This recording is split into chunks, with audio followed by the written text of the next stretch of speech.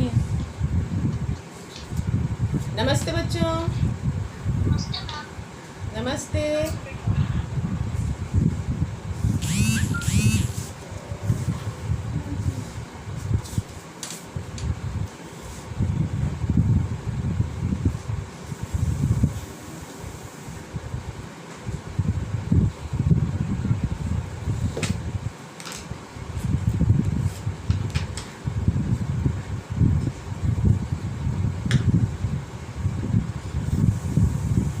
Video on करो।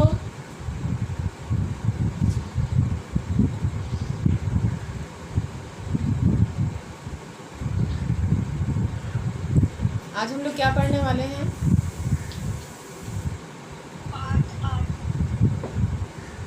पाठ 8। पाठ 8 में क्या है? व्याकरण हमने किया था, पत्र वगैरह हमने कर लिया था।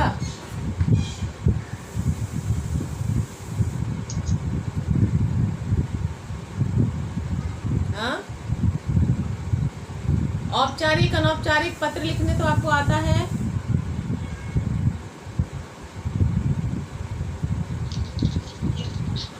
कैसे लिखते हैं जरा बता दीजिए। औपचारिक, औपचारिक मतलब क्या हुआ?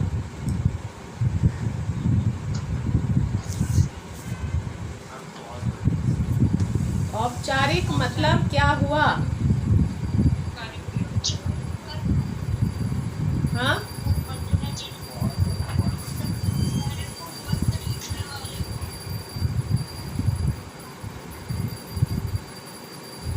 आपको स्कूल में कोई पत्र लिखना होगा तो उसको कौन सा पत्र कहेंगे?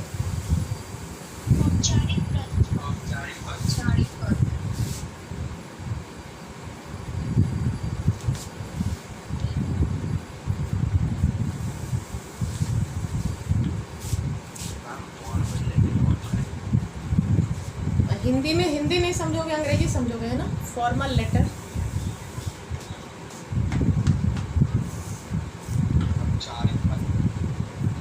फॉर्मल और औपचारिक दोनों तो वही हुआ। करना क्या है उसमें ये ना बताओ, मैं ये जानना चाहती हूँ उसमें करना क्या है, क्या करना होता है, उसका मतलब क्या होता है?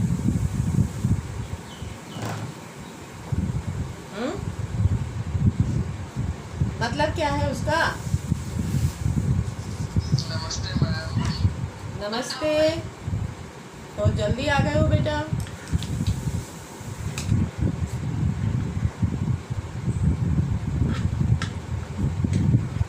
ऑफिस को लिखे जाने वाले कार्यालयी पत्र इसको कहा जाएगा। क्या कहा जाएगा?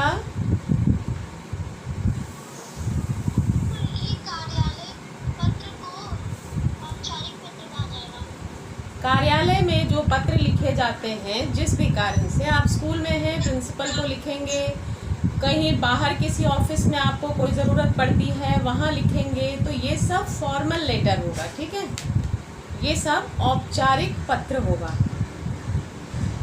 औपचारिक पत्र का फॉर्मेट होता है, उसका एक तरीका होता है, उसको उसी तरह लिखना है। लेकिन बहुत सारे लोग उसमें भी हालचाल पूछने लगते हैं, उनको नमस्ते प्रणाम करने लगते हैं, वो गलत है। वहाँ नमस्ते प्रणाम करने, आप जिसको जानते नहीं हो वहाँ नमस्ते प्रणाम जैसी कोई बात नहीं है। और सबसे बड़ी बात है कि औपचारिक पत्र में विषय लिखना जरूरी होता है। ठीक है ना? मान लीजिए आप ऑफिस में अपने स्कूल के प्राचार्य को पत्र लिख रहे हो, आपको छुट्टी चाहिए या आपकी कोई और समस्या है, तो आप विषय जरूर लिखेंगे। विषय इसलिए लिखा जाता है कि किस विभाग से संबंधित ये पत्र आया है, उस विभाग को पहुंचा दिया जाए। ठीक है, तो इस बात को ध्यान में रखना है। आप में से बहुत सारे लोग जब सामाजिक पत्र लिखते हो, मित्र को लिखते हो या घर में पिता को किसी को लिखते हो, तो उसमें भी विषय लिख देते हो, तो वो गलत हो जाएगा, वो नहीं करना है। ठीक है, आप 2 पत्र मुझे लिख के दिखाएंगे पुस्तक वाले पत्र को पूरा करेंगे। ठीक है, तो चलिए आज हम लोग दोहा पढ़ते हैं।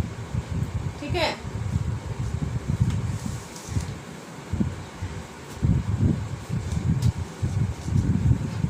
आज हम लोग पढ़ते हैं दोहा। कबीर और रहीम बिहारी, 3 कवियों के दोहे हैं। और दोहा जो होता है, आप देख रहे हो कि 2 ही लाइन का है, तुकांत भी है। कहाँ पर तुकांत है, जरा पढ़ के बताइएगा।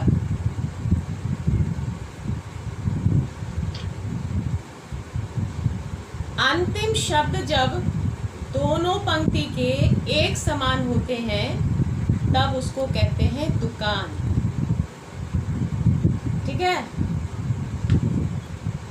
कबीर ने सामाजिक व्यवस्था पर हमेशा या तो हमें ज्ञान दिया है, हमें जानकारी दी है, या गलत जितनी भी रीति रिवाज हैं उन पर उन्होंने कटाक्ष किया है, प्रहार किया है। तो यहाँ देखिए क्या कह रहे हैं। हमारे समाज में अनेक प्रकार की कुरीतियां हैं, छुआछूत है, ऊंच नीच है, अमीर गरीब है। इन सब से समाज की व्यवस्था खराब होती है ना। आदमी के लिए जीवन बड़ा कठिन हो जाता है।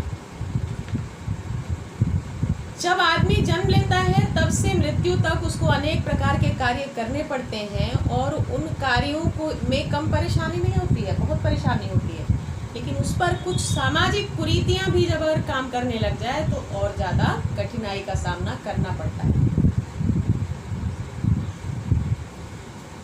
तो देखिए यहाँ क्या कहते हैं। जाति न पूछो साधु की, पूछ लीजिए ज्ञान। पेंसिल है हाथ में,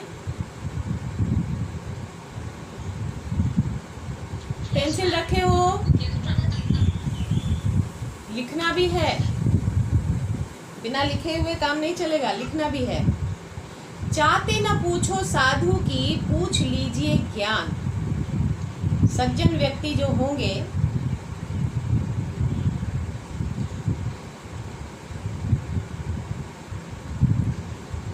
साधु जो होता है, आप सबसे पहले यहाँ साधु दिखा रहा है ना। तो साधु किसका प्रतीक है? जो जीवन के माया मोह से दूर है। ठीक है ना। अब माया मोह क्या होगा भाई? हम दिन रात, आज का दिन बीते, आज सुबह का खाना हो गया तो दोपहर और शाम की चिंता में जरूर लग जाते हैं। शाम तक का काम निपट गया तो हम कल सुबह की चिंता में जरूर लग जाते हैं। ठीक है ना। तो इस प्रकार हम 24 घंटे अपने जीवन के ज़रूरतों में लगे रहते हैं कि अभी ये काम होना है, अभी वो काम होना है। लेकिन साधु जो होता है इन माया मोह से ऊपर उठ जाता है। अब उसकी ना कोई फैमिली होगी, ना कोई स्वार्थ होगा, वो अकेले जी रहा है, कहीं भी रहेगा, कहीं भी भिक्षाटन करके खाएगा। उसका कोई चॉइस नहीं है कि सुबह में रोटी खाए हैं तो दोपहर में हमको सैंडविच चाहिए और रात में हमको तंदूरी रोटी चाहिए। ऐसी उसकी कोई ख्वाहिश नहीं होगी। ठीक है। तो अगर हमारे अंदर बेवजह की ख्वाहिश ना हो तो पेट भरने के लिए साधारण ही कुछ भूख मिट जाती है, साधारण खाना खाने से भी। लेकिन क्या है, हमको लगने लगता है कि अरे ये कोई जीवन है। जीवन में जब तक ऐश्वर्य ना आ जाए, अब ऐश्वर्य रहने में भी होगा, खाने में भी होगा, सोचने में भी होगा, तो पूरे समय हम कहाँ बिताते हैं? अपने लिए ही बिता देते हैं। पर साधु को ज्ञान है जीवन के सत्य का। ठीक है। तो कवि कहते हैं जाति न पूछो साधु की। सामाजिक जाति व्यवस्था का ज्ञान है आपको?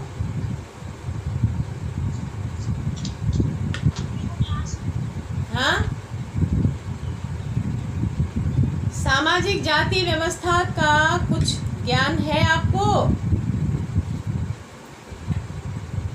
कि किसी का टाइटल सिंह है, किसी का सिन्हा है, किसी का प्रसाद है, कोई शर्मा है, ये सब जाति व्यवस्था है। ठीक है, कोई राजपूत है, कोई भूमिहार है।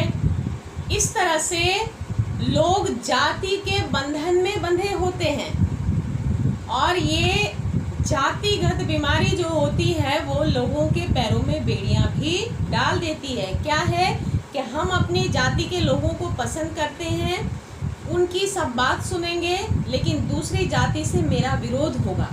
हम उनकी बात नहीं सुनेंगे, उन पर विश्वास भी नहीं करेंगे, उनकी सहायता नहीं करेंगे। तो ये सब सामाजिक विडंबना है। तो कवि कहते हैं कि साधु की जाति मत पूछो, पूछ लीजिए ज्ञान। साधु का ज्ञान पूछो, यानी कि ज्ञान उसको है कि नहीं, उसके ज्ञान का महत्व है। ठीक है, अब हमारे डीएवी में हवन कराने वाले जो शास्त्री जी होते हैं, शास्त्री जी से तुमको ये नहीं पूछना है कि आप किस जाति के हैं, आपको ये पूछना है कि क्या हवन के सारे स्टेप्स, जितनी भी क्रियाएं हैं, जितने भी मंत्र हैं, वो आपको याद है, उसका अर्थ आपको मालूम है, क्या आप मेरा मार्गदर्शन कर सकते हैं? तो हम कहेंगे कि ये शास्त्री जी हैं। ठीक है, हमारे यहाँ शास्त्री जी होते हैं, उनको हम पंडित नहीं बुलाते हैं। ठीक है, तो साधु के ज्ञान की परीक्षा कीजिए, ज्ञान से वो साधु है। शरीर तो एक ही है, भूख प्यास उसको भी लगती है, नींद उसको भी आती है, आराम उसको भी चाहिए होता है, लेकिन उसमें एक बात अलग है कि वो माया मोह से ऊपर है, हमारी जिंदगी से ऊपर है। मोल करो तलवार का, बड़ा रहने दो म्यान। म्यान बहुत सुंदर है, लेकिन उसके अंदर जो तलवार पड़ा हुआ है, जिसका काम क्या है, शत्रुओं से रक्षा करना, वो तलवार जो है वो इतना पुराना है, जंग लगा हुआ है, उसमें धार है ही नहीं, लेकिन ऊपर से उसका म्यान जो है, तलवार के कवर को कहते हैं म्यान। ठीक है, जैसे मोबाइल कवर आजकल होता है ना, मोबाइल कवर होता है ना, तो वो मोबाइल कवर कहलाता है, तलवार कवर नहीं कहलाता है। तलवार का वो म्यान होता है जिसके अंदर तलवार रखा जाता है। तो म्यान बहुत सुंदर है, लेकिन तलवार उपयोगी नहीं है, तो उस तलवार से कोई लाभ पहुंचा कोई लाभ? जहां शत्रु से आपकी रक्षा की जरूरत थी, तलवार ने आपको धोखा दे दिया, लेकिन देखने में वो बहुत सुंदर है। तो चमकने वाला हर पत्थर हीरा नहीं होता, ये मानकर चलना है। तो आप गुणवत्ता पर ध्यान दीजिए।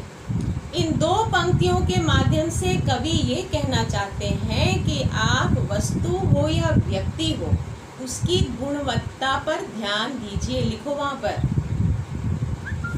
कवि ने व्यक्ति वस्तु के सौंदर्य और व्यक्ति वस्तु के सौंदर्य और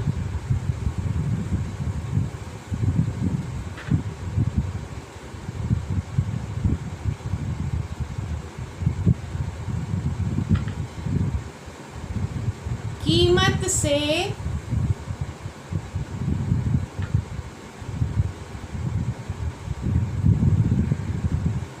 उसकी कीमत से हटकर उसकी गुणवत्ता को महत्व दिया है।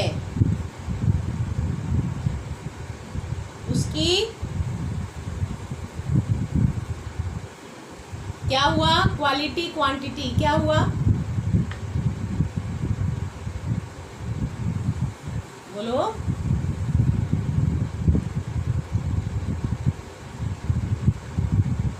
किस पर ध्यान देना है? क्वालिटी पर, उसकी गुणवत्ता पर। बहुत गरीब आदमी है, फटा हुआ कपड़ा पहने हुए है, लेकिन उसके पास ज्ञान है, वो आपको रास्ता दिखा सकता है, आपकी समस्या का समाधान कर सकता है, तो आपसे ज़्यादा महत्वपूर्ण है वो। ठीक है, उसके कपड़े महत्वपूर्ण नहीं है।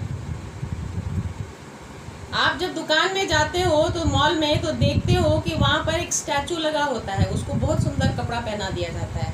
हम लोग उसके पास जाते हैं तो वो क्या हम लोगों से बात करने लगता है? क्या पूछने लगता है कि हेलो हाउ आर यू, कैसे हो आप? पूछता है हम लोग से? नहीं पूछता है। लेकिन वहीं गेट पर एक साधारण सा उसका कोई कर्मचारी खड़ा होगा, हम जब वहाँ पहुँचेंगे तो वो हाथ जोड़कर हमारा स्वागत करेगा, बोलेगा आइए, तो वो ज़्यादा अच्छा हुआ ना, वो सही है ना। बात समझ में आ गई? कवि क्या कहना चाहते हैं जरा बता दो।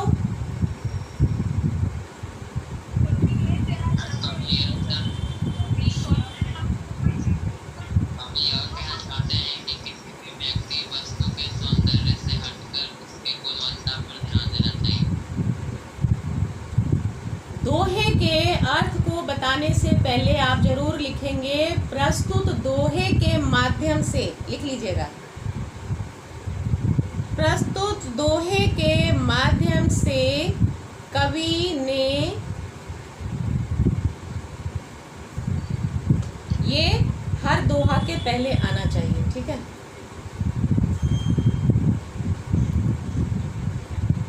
आगे बढ़े।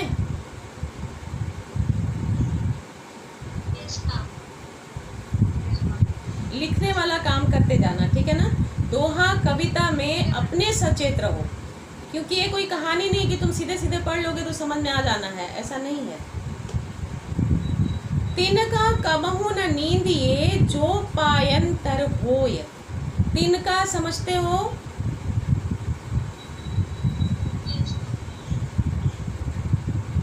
किसको कहते हैं? छोटा सा है ना, छोटा सा, जिसके बारे में हमको पता भी नहीं चलता कि हमारे पैर के नीचे है कि कहीं टेबल पर है, इधर उधर कहीं भी, बहुत छोटा सा घास हो सकता है, लकड़ी है, कुछ भी है, छोटा सा तिनका। तिनका कबहू न नींदिए, नींदिए मतलब निंदा करना, उसकी बुराई करना। कवि कहते हैं कि तिनके की भी कभी निंदा मत कीजिए।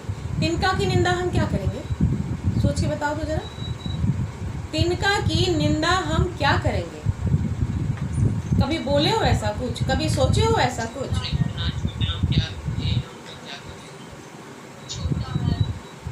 तिनका मेरा क्या बिगाड़ लेगा, है ना,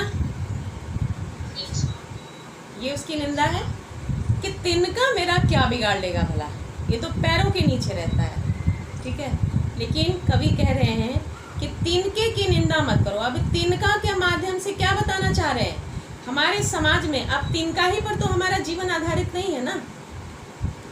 हमारे समाज में छोटा, कई वर्गों में, आप डीएवी के बच्चे हो, आपने वर्ण व्यवस्था, वर्ग व्यवस्था सब पढ़ा हुआ है, पढ़ा है ना मॉरल साइंस में। तो जो आदमी छोटा होता है, मान लो धन से छोटा है, जाति से छोटा है तो आदमी ही ना। आप ये सोच कर बताओ कि हमारे घर में क्या सिर्फ हमारी ही वजह से हमारी जिंदगी चलती है? चलती है? किसकी किसकी जरूरत पड़ती है, जरा ये बताओ।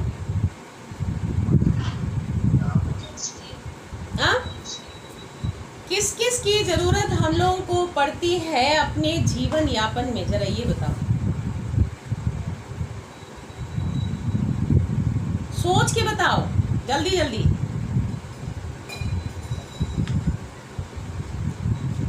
तो तुम कभी भी जीवन व्यवस्था पर ध्यान नहीं दिए हो, अभी इतने बड़े नहीं हुए हो, लेकिन सोचना भी सीखो। आपका दूध आता है, सब्जी आती है, सफाई का मामला है, घर में हेल्पर आते हैं, क्या है वो सब? छोटे ही ना है। जिनको आप पेमेंट कर रहे हो, जो आपके पास कर्मचारी के रूप में काम कर रहा है, जिसको आप पेमेंट कर रहे हो, पैसा दे रहे हो, उससे तो आप ऊपर ही हो ना। और आपसे ऊपर भी बहुत कुछ है। तो क्या आपके घर में छोटी जाति के लोग, गरीब लोग नहीं आ रहे? आ रहे हैं। आपका दूध वाला, आपकी सब्जी वाला, जहाँ बूथ से आप मिल्क लेके आते हो, वो मिठाई लेके आते हो, वो किस जाति का है आपको पता है? नहीं ना। लेकिन इन सब की जरूरतों से सब मिलकर ही हमारा जीवन चलता है। हम अपने से सब्जी उगा लें, अनाज उगा लें, गाय भी पाल लें, सफाई भी कर लें, पढ़ाई भी कर लें, नौकरी भी कर लें, है पॉसिबल? नहीं ना। सुबह से 24 घंटे कम पड़ जाएंगे इतना काम निपटाने में, ठीक है ना। और जो नींद का समय भगवान ने हमें दिया है वो भी कहीं लापता हो जाएगा। और हम बहुत तो एक सप्ताह हम ये आत्मबल दिखा सकते हैं, उसके बाद हमारा शरीर जवाब दे जाएगा, सब कहानी खत्म हो जाएगी। तो इसलिए छोटे या तो लोग हो, वस्तु हो, कुछ भी हो, आप घर में देखते हो कि एक सुई से लेके तलवार तक की व्यवस्था रहती है ना। सबसे छोटा सामान आपके घर में क्या होगा, जरा इस पर ध्यान दीजिएगा। मुझे तो लगता है कि वो सुई ही है, ठीक है। अच्छा, उसके बाद हम लोग तलवार नहीं रखते हैं क्या? किसी के घर में तलवार है क्या? नहीं ना। किसके घर में है किसी के घर में तलवार? तो जोर से बोलो ना, कहीं से लग रहा है कि कोई बोल रहा है यस मैम, लेकिन आवाज ठीक से नहीं है। कहाँ वो म्यान में रखी हुई है?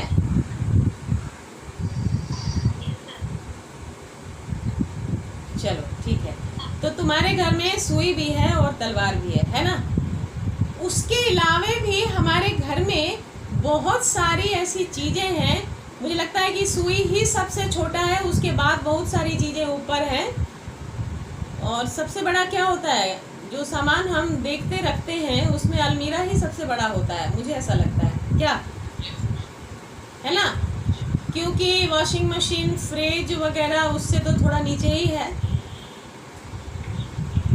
तो इतना घर में एक छोटा से लेके एक बड़ा तक सामान, वो हो गया।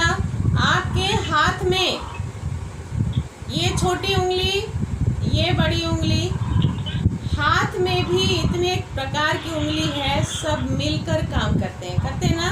कहीं से आवाज आ रही है बेटा, बंद कर दो, माइक बंद करो, कहीं से आवाज आ रही है। तो कहने का तात्पर्य ये है कि हम सब मिलकर, छोटे बड़े सब मिलकर हम काम करते हैं। किसी को छोटा नहीं कहने का है। ये उंगली छोटी है तो हम कहेंगे कि तुम किसी काम के नहीं हो, चलो तुमको काट देते हैं। सपोज हमने इसको काट दिया, अब नहीं है ये। अब इन चारों से कुछ होगा, फिर लगेगा कि नहीं ये भी तो अजीब सा है, इसको हटा देते हैं, इससे भी नहीं चलेगा काम, इसको भी हम हटा दिए। अब बच गया ये तीन में भी लग रहा है कि दो छोटा है एक बड़ा है, तो चलो दो छोटा एक बड़ा चलेगा, ये गंदा नहीं लग रहा है देखने में। अब इस 3 उंगली से हम क्या क्या कर लेते हैं, लिख लेते हैं क्या? अपनी ये 2 उंगली जरा ऐसे बंद कर लो और पेन पकड़ो तो लिख लेते हैं। अब इन तीनों से पेन पकड़ो, हाँ ऐसे ऐसे ऐसे पकड़ तो लिया, मैंने भी पकड़ लिया, लेकिन क्या हम लिख लेंगे? जिस तरह से हम लिखते हैं वैसे लिख लेंगे? नहीं लिख पाएंगे। मान लो कि ये चम्मच है, इन 3 को हम गायब कर दिए तो इस चम्मच से हम खा पाएंगे? क्या कर पाएंगे? नहीं कर पाएंगे। सीधी सी बात है कि समाज में जितने भी वर्ग के लोग हैं, हम सब मिलके जीवन को सरल बनाते हैं, ठीक है ना। तो इसलिए कवि तिनका के माध्यम से समाज की ओर संकेत कर रहे हैं। ये प्रतीक है, तिनका प्रतीक है, ठीक है। तिनका कबहू ना नींद, ये साउंड बंद करो, कहाँ से आ रही है? जो पायन तर होई, यानी कि पाँव के नीचे जो तिनका होती है उसकी भी निंदा मत करो। कबहू उड़ी आँखिन पड़े, कभी उड़ के यदि वो आँख में पड़ गई तो पीर घनेरी होए। घनेरी मतलब भयंकर, पीर पीड़ा, ठीक है। तो तिनका कभी भी आंख में पड़ जाती है तो कभी ऐसा अनुभव हुआ है? तिनका चाहे ना पड़े, जिले हवा चलने लगती है तो धूल पड़ जाए आंख में, कुछ भी पड़ जाता है आंख में, तो बर्दाश्त होना है? आँख मसल मसल के सबसे पहले तो आँख ही बंद हो जाती है, हम खोल नहीं पाते। उसके बाद हम ट्राई करते हैं कि जल्दी उसको निकालें, क्योंकि आँख में कोई सोफ़ा सेट रखने की जगह नहीं है ना, कि उसमें एक तिनका चला गया तो कोई बात नहीं, हम तो इसमें सोफ़ा भी रख लेते हैं रंधु किनारे। नहीं कर सकते आप, ठीक है ना। हमारे आँख में जब पानी आ जाता है तो उसको भी बाहर निकलना पड़ता है, अंदर उसके लिए जगह नहीं है। तो ये यहाँ कवि कह रहे हैं कि तिनका बहुत छोटा होता है, लेकिन उसे भी आप छोटा, हीन, तुच्छ, नीच मत समझिए, क्योंकि कभी आपके आँख में ये पड़ गई तो फिर दर्द से आप तड़प उठेंगे। लिखो, अपनी भाषा में लिखो। तो प्रस्तुत दोहे के माध्यम से कवि ने सरल अर्थ लिखो।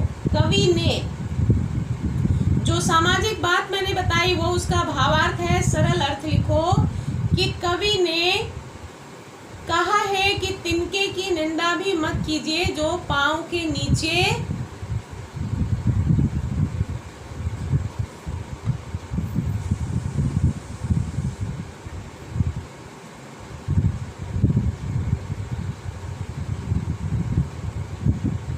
लिख रहा है। मैं बोल नहीं रही हूँ, लिखो, समझा दिया है मैंने, लिखो। जब लिख लो तो बोलो कि हाँ लिख लिया।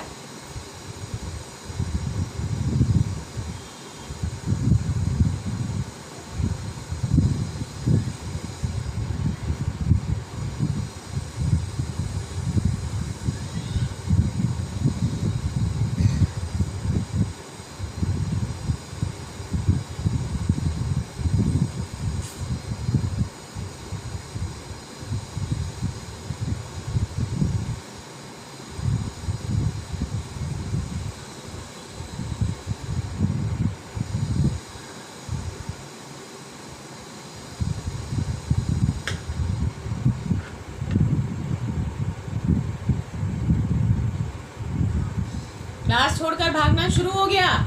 जो लोग क्लास छोड़कर भाग रहे हैं उनका नाम नोट करना।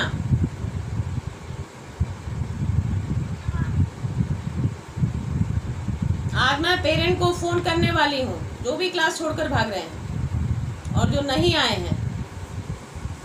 2 लोग छोड़ दिया। हाँ हाँ, उनके नाम नोट करो अलग से।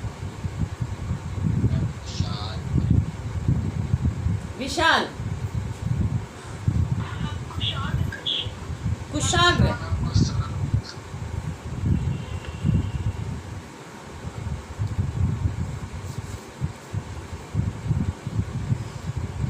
उनके नाम नोट करके रख लो और मुझे मैसेज करना कि ये छोड़कर भाग गए हैं।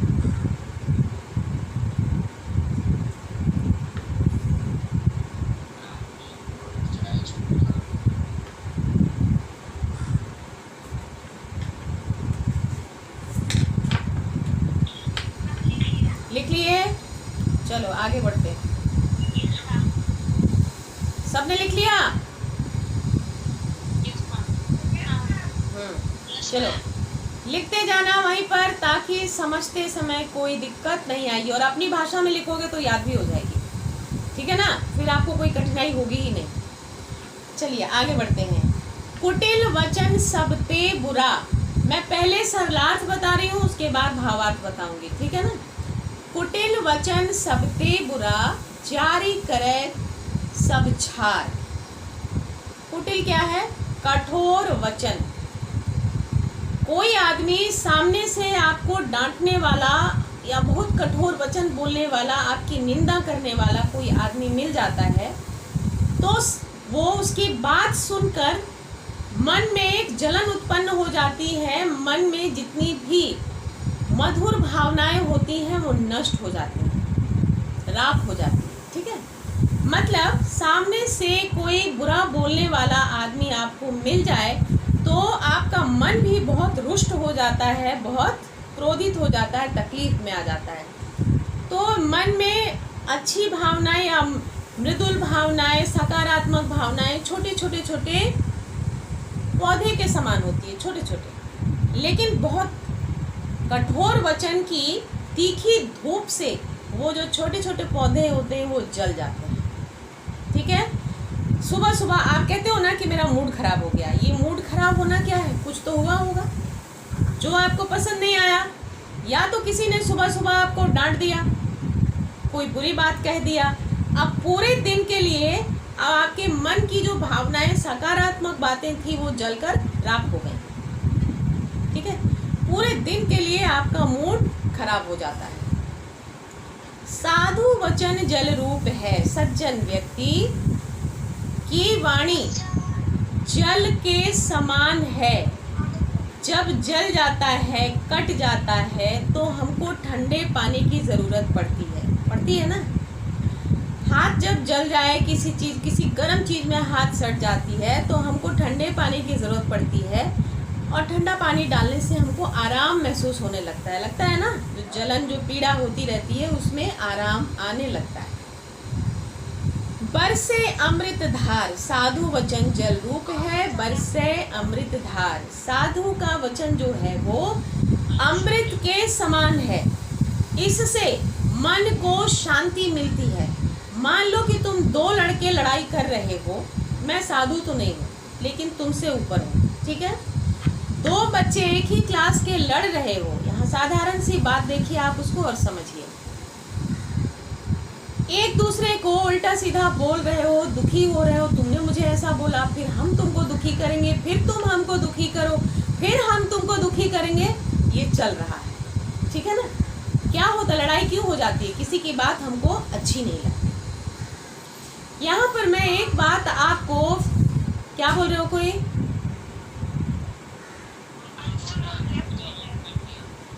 लिखते जाओ ना, लिखते जाओ, लिख लो वहाँ अंशुल लेफ्ट, कुशाग्र लेफ्ट, ऐसे करो, ऐसे लिख लो, ठीक है। अब यहाँ ये देखिए आप कि आप लोग लड़ रहे हो, साधारण बात में देख लीजिए, झगड़ा हो, शांत नहीं हो रहा है, मारपीट भी हो जाती है, मन तो खराब हो जाता है आपका, अच्छी बातें जलकर उसमें राख हो जाती हैं। तब आप में से कोई या तो हमारे पास दौड़ता है कि मैम चलिए देखिए क्लास में झगड़ा हो रहा है, या हम खुद ही देख लेते हैं, हम आके आप दोनों को समझाते हैं, ठीक है। फिर आप दोनों में हम दोस्ती भी करवाते हैं, आपके मन का मैल मिट जाता है। तो साधु सज्जन ज्ञानी व्यक्ति वही होते हैं जो आपके छोटी मोटी परेशानियों को या बड़ी से बड़ी परेशानी को भी अपने ज्ञान के शीतल जल से धो देते हैं, शांत कर देते हैं। तो कुटिल वचन सबसे बुरा, कठोर वचन सबसे बुरा होता है, क्योंकि यह मन की मधुर भावनाओं को जलाकर राख कर देता है।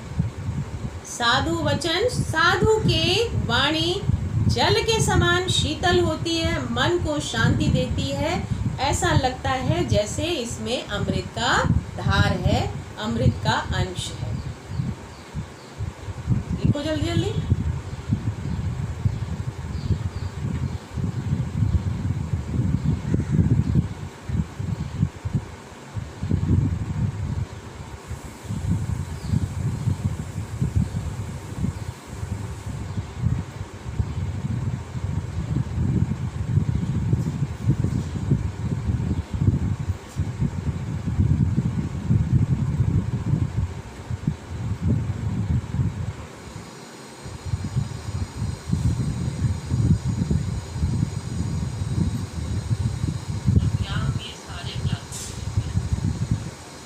क्या बोल रहे हो? हाँ हाँ, नोट करके रखिए। मैं आज इनके पेरेंट को फ़ोन करके पूछूंगी वजह क्या है, क्या करते हैं ये।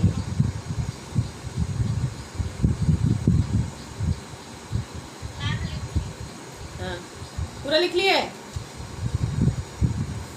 मतलब क्या हुआ, इस दोहे का केंद्रीय भाव क्या है कि कभी भी कटु वचन का प्रयोग नहीं करना चाहिए। लिखिए वहां पर आप, कटु वचन का प्रयोग नहीं करना चाहिए।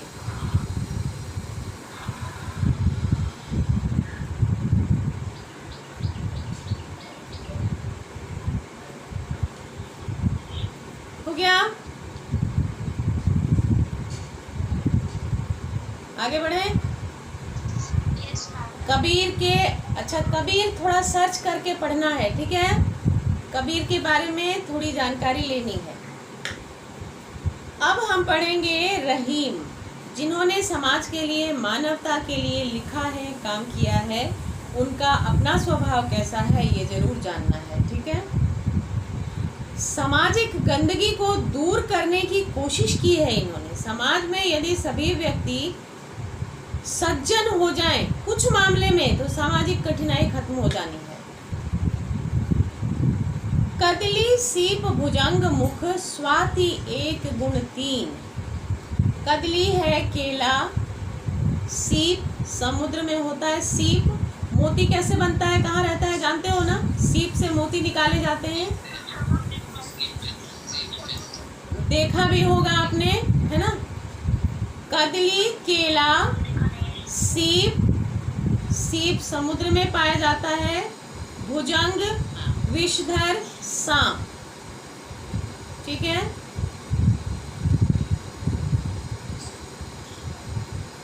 स्वाति 1 गुण 3। स्वाति नक्षत्र सुना है कभी?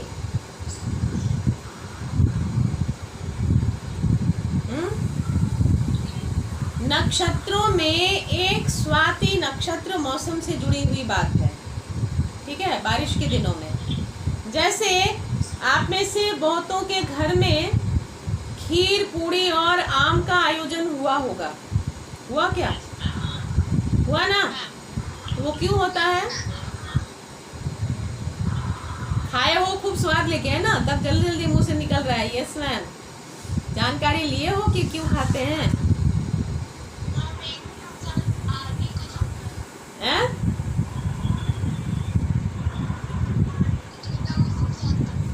वो भी एक नक्षत्र है, आर्द्रा नक्षत्र उसको बोलते हैं, ठीक है।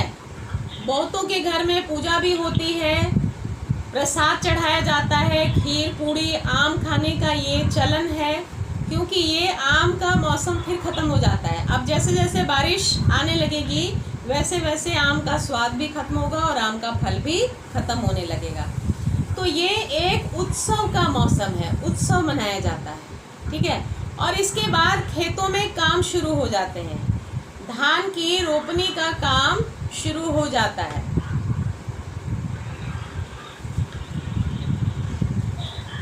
तो चलो, कदली सीप भुजंग मुख, केला, सीप और सांप तीनों के मुंह में।